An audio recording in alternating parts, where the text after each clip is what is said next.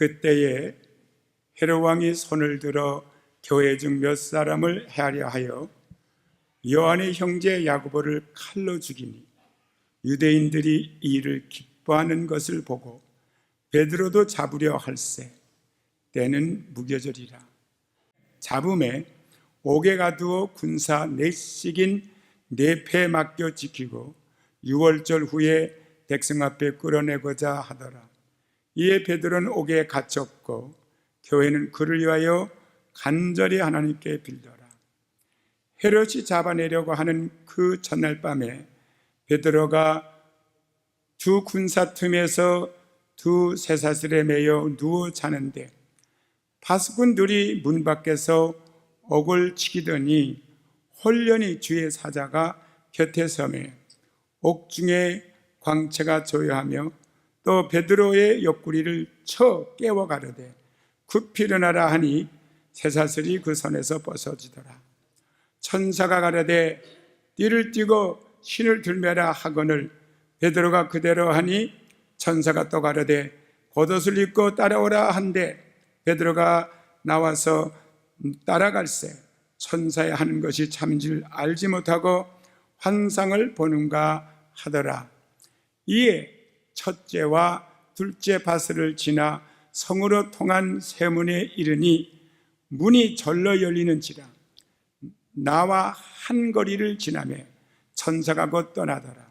이에 베드로가 정신이 나서 가로되 내가 이제야 참으로 주께서 그의 천사를 보내어 나를 헤롯의 손과 유대 백성의 모든 기대에서 벗어나게 하신 줄을 알겠노라 하여 깨닫고 마가라는 요한이 어머니 마리아의 집에 가니 여러 사람이 모여 기도하더라. 아멘. 오늘 이 말씀을 가지고 기도는 환경을 제압할 수 있습니다. 기도는 환경을 능가할 수가 있습니다. 기도는 환경을 바꿔놓을 수가 있습니다. 지난 주일에 이 제목으로 말씀을 시작했습니다. 얼마나 기도가 중요한 것을 낱낱이 과거에 있던 역사를 통해서 성경의 말씀을 통해서 오늘날 현실을 통해서 증거했습니다. 헤롯 왕이 요한의 형제 야고보를 칼로 죽였을 때 유대인들이 이를 기뻐했다고 했습니다. 그러자 헤롯 왕은 의기양양해가지고 그 백성들에게 인정을 받기 위해서 당시 기독교 지도자인 베드로를 잡아 옥에 가뒀는데 그때가 유월절이라고 했습니다.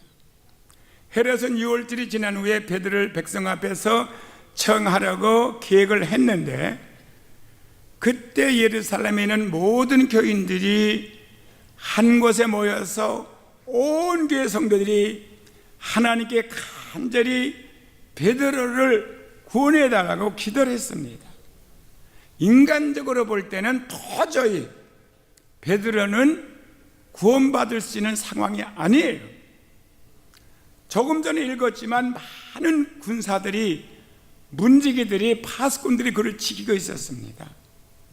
그러나 그들은 하나님의 역사를 믿고 하나님의 능력을 믿고 하나님의 간섭하심을 믿고 간절히 기도를 드렸습니다.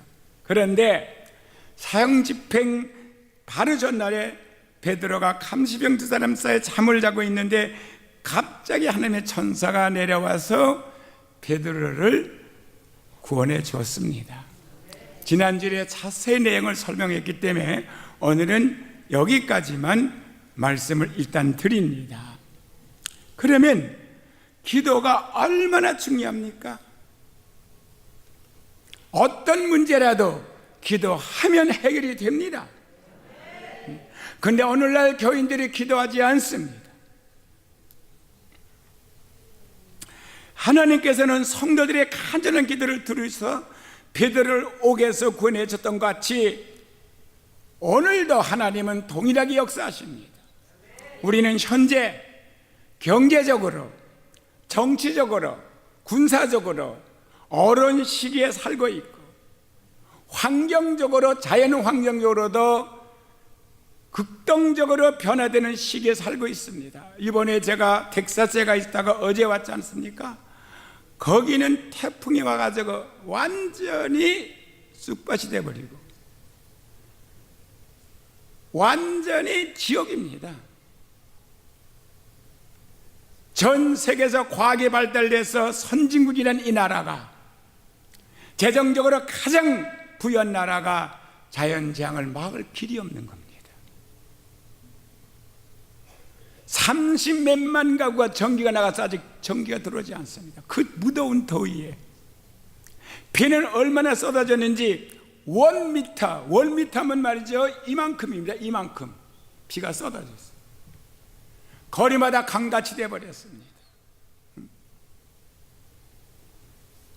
또한 우리는 언제 전쟁의 소용돌이에 휩싸일지 모르는 가운데 살아가고 있습니다.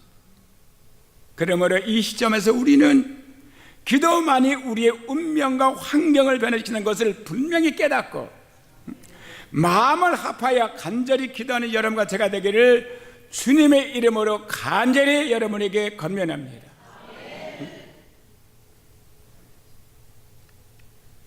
그러나 오늘날 많은 예수 믿는 사람들이 기도의 필요성을 절감하면서도 효과적인 기도를 하지 못하고 있습니다.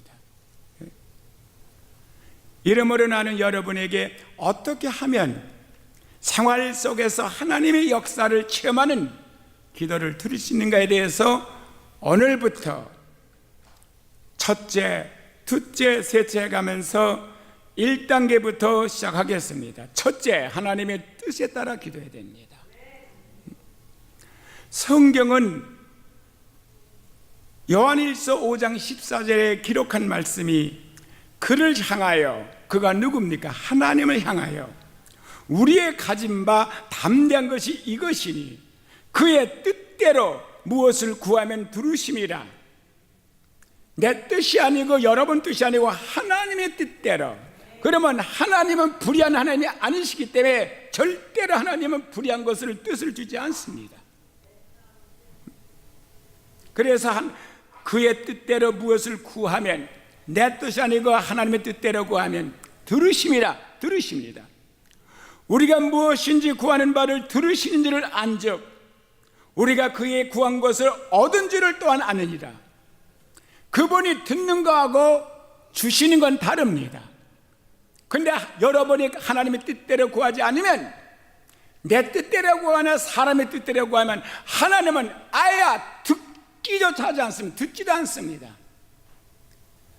불러도 줄까 말까 하는데 듣지도 않는다고 했습니다. 근데 하나님이 들으시면 그분은 반드시 주신다는 거예요. 구하는 바를 들으신 줄 알았은즉 우리가 그에게 구한 그것을 얻은 줄을 또한 아니라고 말씀하고 있습니다. 우리가 하나님의 뜻을 올바로 알고 그 뜻대로 기도를 드린 후에 하나님께서 꼭 응답해 주시라는 믿음을 가지면 우리는 마음속에 확신과 평안을 얻게 되는 겁니다. 환경이 어떻든 간에 하나님의 들으심을 내가 알고 믿기 때문에 마음에 평강이 오는 것은 하나님은 있는 걸 없게 하시고 없는 걸 있게 하시며 죽은 자를 살리시고 자연 환경도 하나님에 의해서 다 움직이기 때문입니다. 그런데 대다수의 그리스도인들이 기도를 할 때 하나님의 뜻을 쫓지 않고 탐욕을 가지고 자기 생각을 가지고 기도하고 있습니다. 탐욕스러운 마음으로 기도하는 사람은 하나님의 응답을 받지 못합니다. 성경은 너희 중에 싸움이 어디서, 잘 들으세요, 왜 싸우는가 여러분이, 다툼이 어디로 쫓아나느냐, 왜 다투는가 잘 생각해 보십시오. 너의 지체 중에서 싸우는 정욕으로 쫓아난 것이 아니냐. 정욕, 욕심 때문에. 그 욕심이란 건 물질만이 아닙니다. 명예도 됩니다. 자존심도 됩니다. 그 욕심 때문에 아니냐고 그랬습니다. 너희가 욕심을 내어도 얻지 못하고 살인하며 시기하여도 능히 취하지 못하나니 너희가 다투고 싸우는도다. 절대로 믿는 사람은 싸우고 다퉈서는 안 되는 겁니다. 이유불문하고. 우리의 싸움은 혈과 육이 아닙니다. 마귀와 싸움이지. 영의 세계와 싸움이에요. 너희가 얻지 못하면 구하지 아니하며 구해도 받지 못하면 정력으로 쓰려고 잘못감이라고 야고보서 4장 1절 3절이 기록하고 있는 것은 구하지 않았고 네 노력으로 하려니까 안 되지 않았냐 이거야. 하나 네가 구하여도 얻지 못하는 경우가 있는데 정력으로 쓰려고 잘못 구했다는 뜻입니다. 하나님의 뜻대로 구한 게 아니라 자기 생각대로 구한 것입니다. 우리의 사람은 다 실수할 수 있어요. 정력으로 구할 수가 있어. 하나 깨달았으면 고쳐야 돼요. 내 생각을 버려야 되고 내 길을 돌이켜야 되는 것입니다. 아니면 죽어요. 하나님은 절대로 용납하지 않습니다. 회개하지 않는 사람은. 우리가 사사로운 욕심을 가지고 기도를 드린다면 하나님께서는요 결코 듣지도 않으십니다. 하나님은요 전지하신 분이기 때문에 여러분의 생각을 다 깨뜨려 보이고 계세요. 듣지도 않으시니까 물론 응답은 없으시죠. 또한 많은 그리스도인들이 하나님을 거역하는 생활 중에 있다가도 고난이 다가오면 급하게 하나님을 찾습니다. 지멋대로 살아가다가도 죽을 병에 걸리면 하나님을 찾듯이. 이에 대해서 성경은 이렇게 말합니다. 요한일서 3장 21절 22절에 사랑하는 자들아 만일 우리 마음에 우리를 책망할 것이 없으면 하나님 앞에서 담대함을 얻고, 여러분과 내가 자신의 한 행동이나 생각을 뻔히 알면서 하나님 거룩하신 하나님 앞에서 절대 의로우신 하나님 앞에서 내 행동과 내 생각이 바른지 못한 걸 알면서 어떻게 책망을 받지 않겠습니까? 내가 내 자신의 양심에 비춰봐도 나를 내가 욕할 사람인데 모든 것을 거짓으로 행하는 것이 책망받을 일 아니겠습니까? 사람도 양심이 있습니다. 근데 어떻게 하나님 앞에 떳떳해지시겠냐 이 말이에요. 그래서 책망할 것이 없다면은 하나님 앞에서도 담대함을 얻고 무엇인지 구하는 바를 그에게 받나니 이는 우리가 그의 계명들을 지키고 그 앞에서 기뻐하는 것을 행함이라고 했습니다. 우리는 하나님의 계명을 지킴으로 하나님을 사랑하는 것을 나타내 보여야 돼요. 하나님을 사랑합니다. 그게 사랑 아닙니다. 진심으로 하나님을 사랑하면 하나님의 계명을 지켜야 돼요. 그의 말씀에 순종할 줄 알아야 돼요. 예수님께서는 분명히 내가 아버지의 계명을 지켜 그의 사랑 안에 거하는 것 같이 너희도 내 계명을 지키면 내 사랑 안에 거하리라고 했어요. 우리는 하나님의 사랑 안에 거하기 원합니다. 하나님은 절대 능력자이십니다. 하나님은 사랑이십니다. 그래서 우리는 두려움이 없습니다. 그러나 우리가 진심으로 하나님을 사랑한다면 그의 계명을 지켜야 되는 것이고, 그의 계명을 지키는 자는 예수님의 사랑 안에 거하게 된다고, 분명히 이거는 제 의견이 아니고 하나님의 말씀입니다. 그런데 하나님의 계명을 무시하고 세상을 쫓아 살다가 필요할 때만 주여 주여 하는 사람의 기도를 하나님께서 들어주시겠습니까? 다윗을 보십시오. 다윗은 하나님의 사랑받는 자입니다. 일개 목동을 하나님이 왕으로 세워주셨어요. 사울 왕을 폐하시고 다윗을 왕으로 높여줬습니다. 이렇게 사랑받은 다윗이 하나님의 계명을 어기고 자기가 데리고 있는 부하의 아내를 음란한 간음하고 간통을 하고는 그게 들통날까봐 그 남편을 최일선의 전방에 보내서 살인해버렸습니다. 그러고도 깨닫지 못하고 그 사이에서 불의하게 태어난 아이를 키웠어요. 하나님은 보다 못해서 다윗을 징계하기 시작했습니다. 애가 병이 들었어요. 근데 다윗이 금식하면서 애를 살려달라고, 하나님은 들어주지 않았습니다. 그 애를 데려가고 말았어요. 그리고 나단 선지자를 보내가지고 책망을 했습니다. 그때 비로소 다윗은 깨닫고 머리를 무릎발 사이에 꿇어박고 하나님 앞에 회개하는 기도가 시편 51편입니다. 우리는 하나님을 속이고 잘못할 수도 있습니다. 육신의 정욕으로. 하나 깨달아야죠. 잘못했으면 잘못을 버려야죠. 회개해야 됩니다. 또 우리는 하나님께서 우리에게 주신 계명을 잘 지킬 뿐만 아니라 이웃을 사랑하고 11조를 도둑질 하지 말아야 되고 주님의 일에 충성하면서 하나님께 간절히 기도하는 사람이 되어야 됩니다. 그러면 우리가 어떻게 하나님의 뜻을 알 수가 있을까요? 물론 우리는 성경을 통해서 하나님의 뜻을 알 수 있습니다. 또 다른 한편으로 하나님의 뜻을 알 수 있는 방법이 있는데, 그것은 너희는 먼저 그의 나라와 그의 의를 구하라, 그리하면 이 모든 것을 너에게 더하시리라는 마태복음 6장 33절의 말씀에 모든 것을 비추어 살펴보는 것입니다. 이 일이 하늘나라를 위한 것인가, 아니면 세상 정욕을 위한 것인가? 우리는 무슨 일을 하든지 먼저 이런 점을 생각해보고 하나님의 영광을 위한 것이라면 선택하고 복음에 유익이 되지 않는 것이라면 단호히 버려야 합니다. 많은 사람들이 성경에 술 취하지 말라고 했지 술 마시지 말라고 하지 않았느냐고 저한테 와서 질문하는 분이 여러 번 있었습니다. 술 마시는 것이 나쁜 것이 아니지 않습니까? 취하지 말라 그러지 어디 술 마시란 말은 없었던데요. 이에 대한 대답은 간단합니다.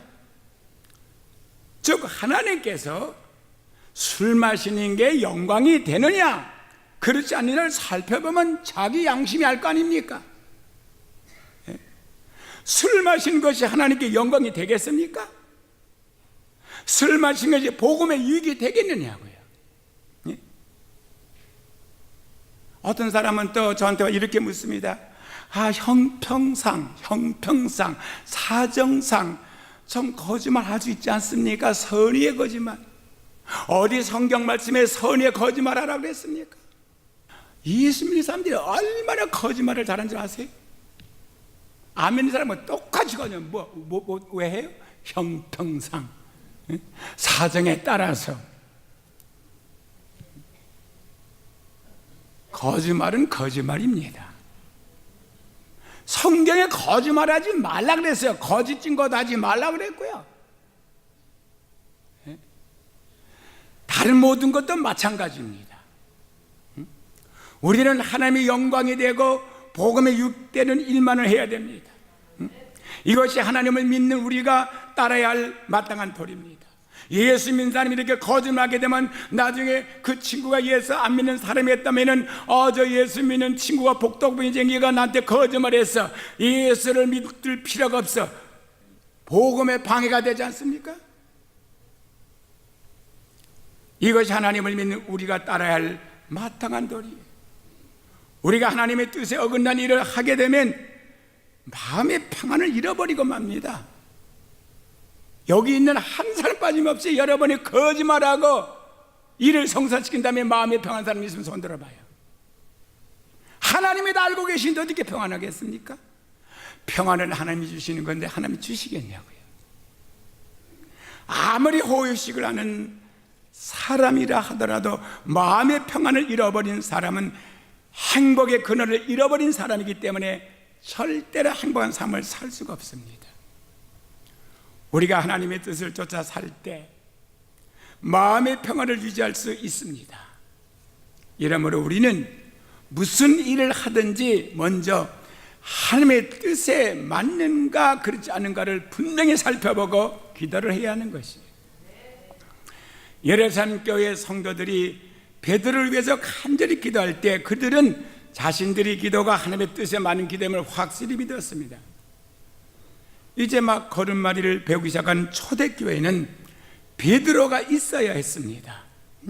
베드로가 감옥에서 나와서 활동해야 복음이 더욱 널리 전파되고 따라서 하늘나라도 확증될 수 있었던 걸 알았습니다. 그들이 이 때문에 그들은 베드로를 위해서 살아계신 하나님께 간절히 기도한 것이에요.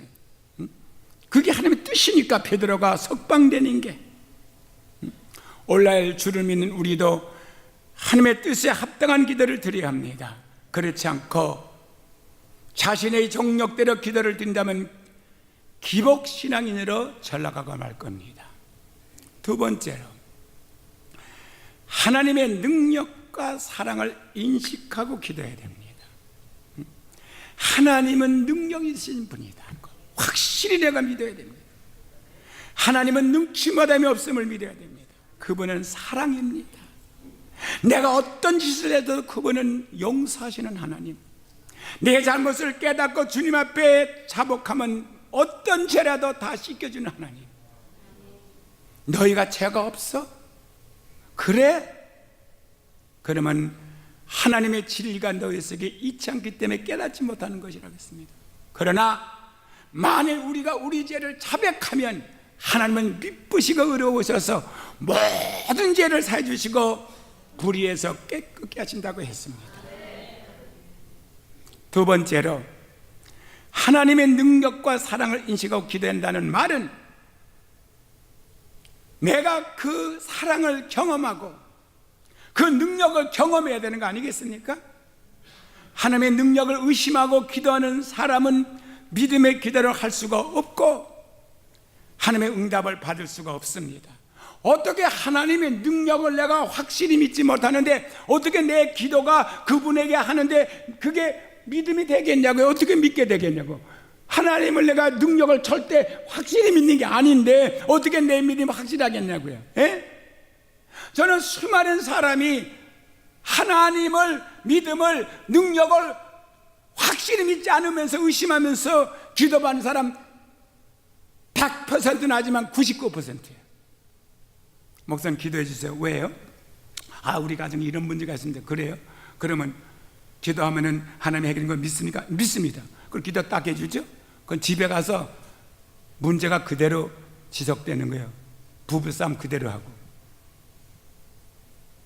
해결 안 됐잖아요. 또 병든 사람이 와서 주여 목사님 기도하면 낫고 믿습니다. 그러면 말씀드릴게요.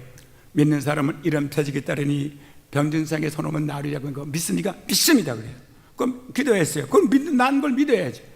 그러면 끝났는데 내가 예배 끝나고 나가면 날 손을 딱 잡고 자기 머리다 내 손을 딱 들면 기도 또 해달라고요. 그럼 전번에 기도한 건 뭐야? 안 믿었잖아요. 성경에는 믿음의 기도가 병든 자를 일으키라고 했지 기도가 병든 자를 일으키는 말은 없습니다.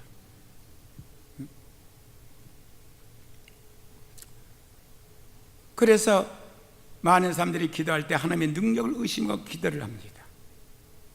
그래서 돌아갈 때 확신이 없이 돌아가는 거예요. 하나님의 능력을 의심하고 기도하는 사람은 믿음의 기도를 할 수가 없지 않습니까? 그럼 믿음의 기도가 아니니까 응답받을 수 없는 건 당연하죠. 그래서 야고보서 5장 15절에 너 중에 병든 자가 있느냐 교회 장로들을 정하다 기름을 바르고 기도하라. 믿음의 기도는 병든 자를 구원하리니 하나님께서 저를 일으키시라고 했습니다. 우리는 기도할 때 반드시 하나님께서는 전지전능하시는 것과 항상 우리를 사랑하시는 사실을 믿어야만 됩니다.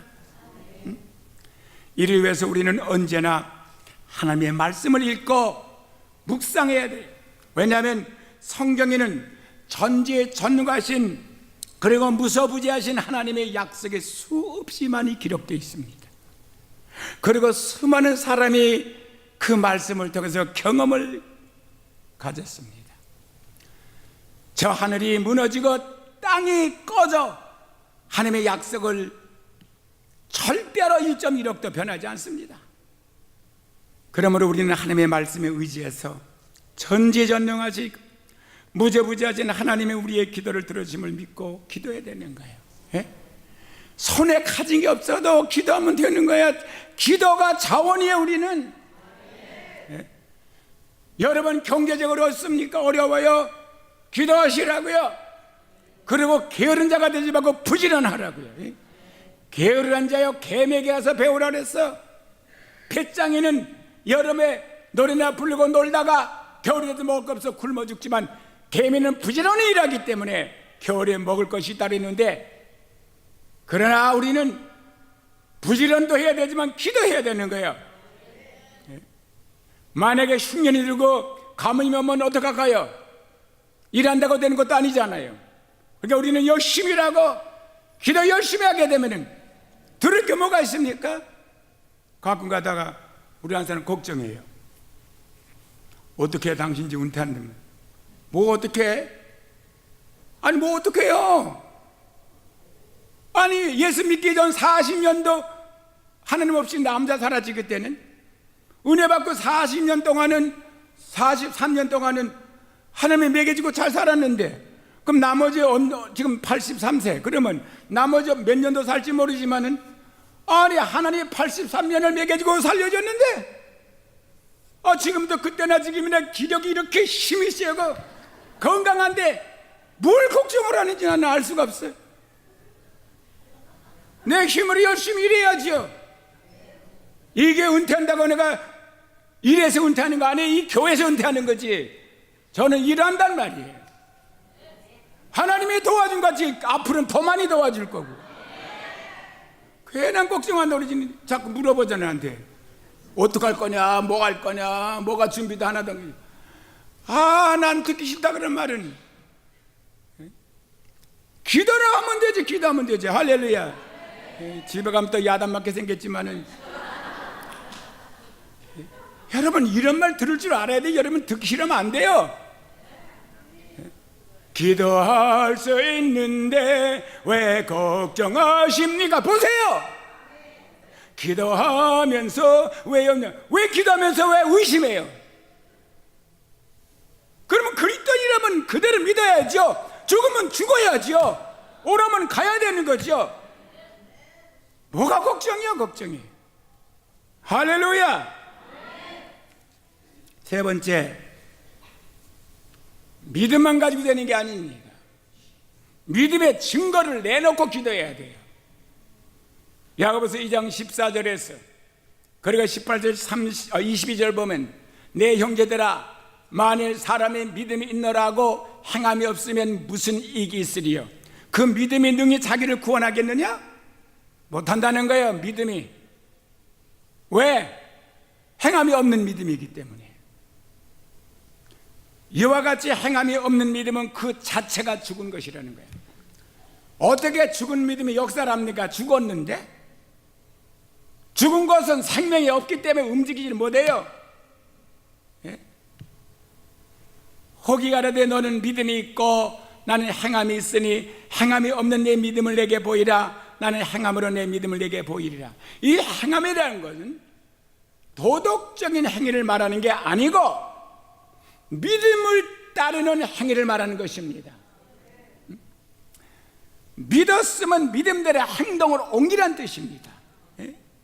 내가 하나님은 한 분이신 줄을 믿느냐? 잘하는도다 귀신들도 믿고 떤다. 귀신들도 하나님을 인정을 하고 하나님의 능력을 믿고 덜덜 떤다는 거예요. 아, 허탄한 사람아. 허탄이 뭡니까? 실속이 없는 사람아. 실속이 없다는 거야. 실속이. 소용없는 짓이라는 거야. 네 믿음이 헛된 믿음을 가졌다는 것 뜻입니다. 예? 허탄한 사람아, 행함이 없는 믿음이 헛것인 줄 알고자 하느냐? 믿음에 행함이 없으면 그 믿음은 아무 가치가 없는 것이란 뜻입니다. 예? 왜 예수 믿으면 이걸 깨닫지 못합니까? 예수를 믿었으면 깨달아야죠. 네? 믿으려면 진실한 믿음을 가져야죠. 예? 뭐라 그랬습니까? 복음에는 하나님의 의가 나타나서 믿음으로 믿음에 이르게 하나니 나의 의인이 누구요? 예수 믿는 사람을 말하죠. 믿음으로 말미암아 살리라 함이니라 그랬지 않습니까? 그러면 믿음으로 행동으로 옮겨야 되지 않겠습니까? 우리 조상 아브라함이 그 아들 이삭을 제단에 드릴 때에 행함으로 의롭다 하심을 받은 것이 아니냐? 그러면 아브라함이 왜 아들 이삭을 제단에다가 배를 갈라서 불을 떼서 죄가 되게 바쳤습니까? 하나님이 바치라 그러니까요. 괜히 여러분 아들 데려다가 산에서 배 갈라서 바치란 말이 아니에요. 그런데 왜 아브라함이 그런 짓을 했습니까? 믿음으로. 그게 왜 믿음이요? 창세기 22장 1절에서 보게 되면 하나님이 아브라함을 시험하시려고 나타나셔가지고 아브라함아 내가 사랑하는 독자 이삭을 모래산에서 제물로 드리라 그렇게 얘기했습니다. 그때는 아브라함은 군소리 잔소리 아니고 그대로 순종해서 데려갔어요. 그래서 제물에다 올려놨습니다. 근데 왜 아브라함이 그런 짓을 했냐는 그 아브라함의 마음에 대해서는 기록이 안 돼 있어요. 창세기 22장에는. 그런데 그게 11장 17 이하 믿음장 가면 아브라함의 그 마음을 기록했습니다. 거기에는 히브리서 11장 10절에는 아브라함의 하나님부터 시험을 받을 때 이삭을 드렸으니 저는 하나님으로부터 약속을 받은 자손이라고 했어. 네 후손은 이 이삭을 통해서 번식하리라는 하나님이 이삭이 자라기 전에 뱃속을 태어나기도 전에 아브라함에게 약속을 해줘서 뭐라고요? 내가 아들을 낳는데 이름을 이삭이라고 그 이삭을 통해서 내 후손이 퍼진다고 분명히 약속을 했어요. 그런데 이 아이가 결혼도 하기도 전에 아직도 성년이 되기도 전에 이 아이를 갖다가 모래산에서 제물로 바쳐버리면 어떻게 하나님의 약속이 이루어지겠습니까? 그렇잖아요. 불가능하잖아요. 우리는 불가능한 가운데서 하나님을 믿는 게 믿음이에요. 그게 인간적으로 논리적으로 합당치가 않습니다. 어떻게 아니 그 아이가 죽은데 어떻게 아이를 통해서 번식해요? 그러니까 아브라함은 어떻게 생각한 줄 알아요? 그래 좋아, 하나님은 능치마됨이 없어. 하나님은 늙은이 나에게 애를 진 것 같이 내 아들 이삭이 죄가 되버리 불에 타서 죄가 되버리면 하나님은 죄 가운데 그를 살려낼 거 이렇게 믿었다는 거예요. 그래서 이삭을 드린 거예요. 이게 믿음의 행위예요. 이게 믿음의 행위. 이해가 됐습니까? 하나님을 믿었기 때문에 그대로 행동을 옮긴 거예요. 그래서 하나님이 그를 의롭다 하셨어요. 그리고 그를 축복하셨어요. 아멘. 그래서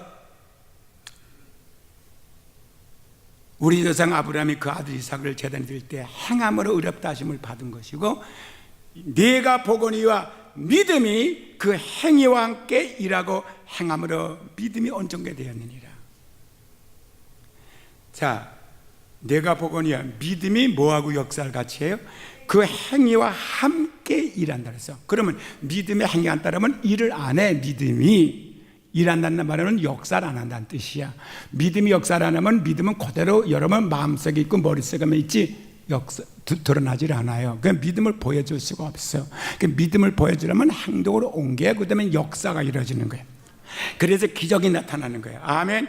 행함의 믿음과 그래서 행함으로 믿음이 온전하게 되는 거예요. 행함의 믿음의 행위가 따라와야 믿음이 온전해지는 것이에요. 그전에는 반쪽짜리 믿음이에요. 하나님은 절대로 반쪽짜리 믿음을 쓰지 않아요. 그래서 히브리서 11장 5절 6절에도 보게 되면은 믿음으로 에녹은 죽음을 보지 않고 옮기었으니 하나님이 저를 옮기심으로 다시 보이지 아니하니라 그랬어. 그러면 에녹은 믿음으로 죽음을 경험하지 않고 옮겨서 천국 갔단 말이야. 그런데 누가 들어가서 하나님이 저를 옮기심으로 이 땅에 안 보였다 그랬지. 그러면 산채로 간 거잖아요. 그러면 에녹은 도대체 왜 믿음으로 갔습니까?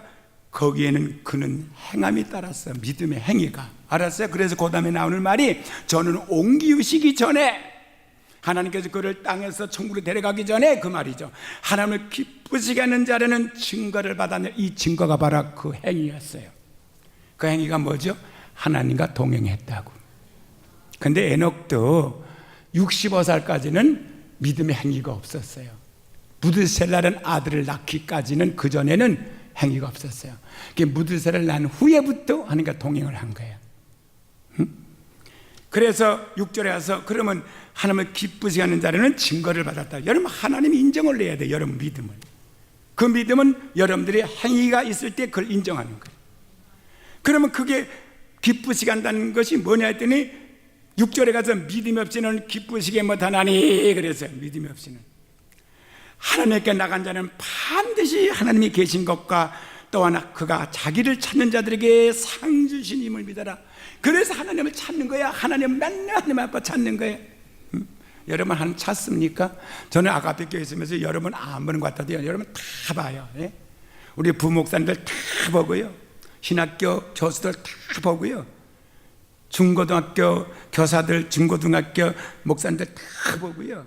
교구전 목사님 다 보고요. 기도 하나 다 봅니다. 하나님에 달려주세요. 저 사람 기도해. 저 사람 기도 안 해. 저 사람은 수단꾼이야. 저 아니야. 다 알아요. 제가 말 안 해요. 왜 안 해?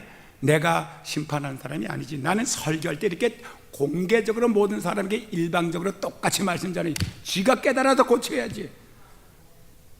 심판하실 분은 하나님이시지 내가 아니거든요. 아시겠습니까?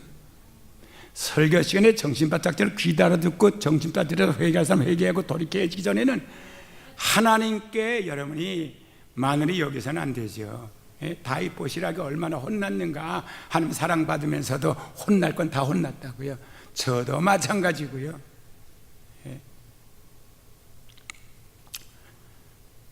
하나님께서는 우리의 믿음을 보시고 응답해 주십니다. 이 때문에 눈에 보이는 믿음의 씨앗을 심고 기도하는 것이 대단히 중요한 것이에요. 우리가 믿음의 씨앗을 심고 기도할 때 우리의 믿음은 굉장한 능력을 발휘하게 돼 있어요. 우리가 물질로 믿음의 씨앗을 심고 기도할 때 하나님께서 기쁘게 받으십니다. 그렇다고 해서 투기하는 식으로 물질을 하나님께 심어서는 안 되죠. 이만큼 심으면 이만큼 준대하더라. 복권 사듯이. 우리의 물질은 진실을 표현하는 것이 되어야 하는데 하나님을 믿는 진실과 하나님을 사랑하는 진실 때문에 드리는 것, 기쁨으로 드리는 게 돼야지. 여러분 오병의 기적을 보십시오. 안드레가 오병이어 물고기 2마리 떡 5덩어리 어린아이 점심 전부를 갖다 주님 앞에 비록 적은 것이지만 드렸더니 주님께서 5,000명이 넘는 사람들에게 배불리 먹이고도 12공기를 남는 기적이 나타났습니다. 사르밧 과부가 마지막 남은 밀가루와 기름으로 전병을 만들어서 하나님의 종 엘리야에게 드렸기 때문에 가뭄이 끝나기까지 그 집안에 양식이 떨어지지 않고 기름이 떨어지지 않았던 것. 심어야 되죠. 우리가 믿음의 씨앗을 심고 기도할 때 우리는 진실한 기도를 할 수가 있습니다. 하나님 앞에 떳떳하게 기도할 수가 있어요. 우리가 이처럼 믿음의 증거를 가지고 기도를 하면 마음의 확신을 가지고 기도할 수가 있게 되죠. 자신이 생긴 거예요. 하나님께서는 죽은 자를 살리시며 없는 것을 있는 것 같이 부르시는 분이십니다. 우리가 기도할 때 이 하나님을 믿고 기도를 해야 하는 것이기 때문에 거기다가 또 믿음의 씨앗을 심을 때 더 확실한 믿음 가운데 기도할 수 있는 것입니다. 오늘은 이 세 가지 기도할 때 여러분들이 조심해야 될 것을 말씀드려서 앞으로 몇 가지가 더 남은 건 다음 주에 계속하겠습니다.